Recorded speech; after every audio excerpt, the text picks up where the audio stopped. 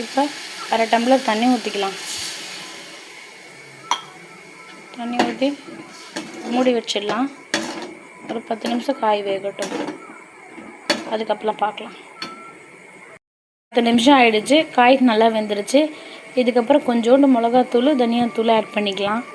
இப்போ மிளகாத்தூள் கொஞ்சோண்டு போட்டுக்கலாம், ரொம்ப காரம் வேண்டாம். தனியாத்தூள் மட்டும் ஒரு அரை டீஸ்பூன் சேர்த்துக்கலாம். போட்டு நல்லா மிக்ஸ் பண்ணிக்கலாம்.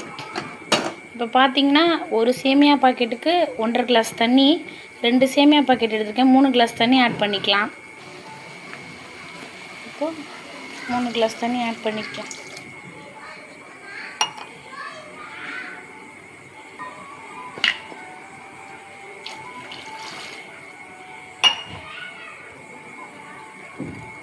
மூணு கிளாஸ் தண்ணி ஆட் பண்ணியாச்சு. நல்லா கொதிக்கட்டும். கொதிச்சோன்னு சேமியா போட்டுக்கலாம். இப்போ நல்லா கொதி வந்துடுச்சு பாருங்கள். இப்போ நீங்கள் சேமியா ஆட் பண்ணிக்கலாம். இப்போ நீங்கள் சேமியா போட்டுக்கலாம்.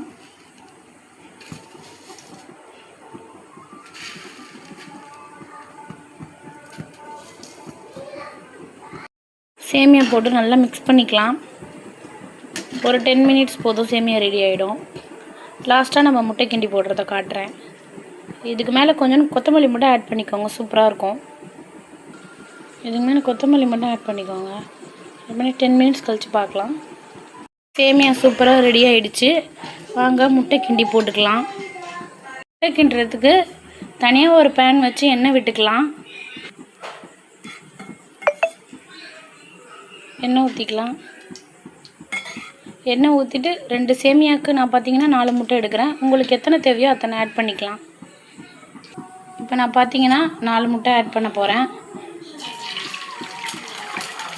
4 முட்டை ஆட் பண்ணிவிட்டு உப்பு போட்டு நல்லா பொடி மாஸ் மாதிரி கிண்டிக்கோங்க. நல்லா நம்ம பொடி மாஸுக்கு என்ன பண்ணுவோமோ அதை மாதிரி கிண்டிக்கோங்க. வெறும் உப்பு போட்டு கிண்டிக்கலாம், வேறு எதுவுமே வேண்டாம்.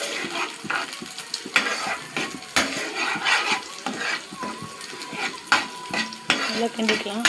நல்லா உதிரியாக பொடி மாஸுக்கு எப்படி செய்வோமோ அதே போல். முட்டை கிண்டி வச்சது இதில் போட்டுக்கலாம்.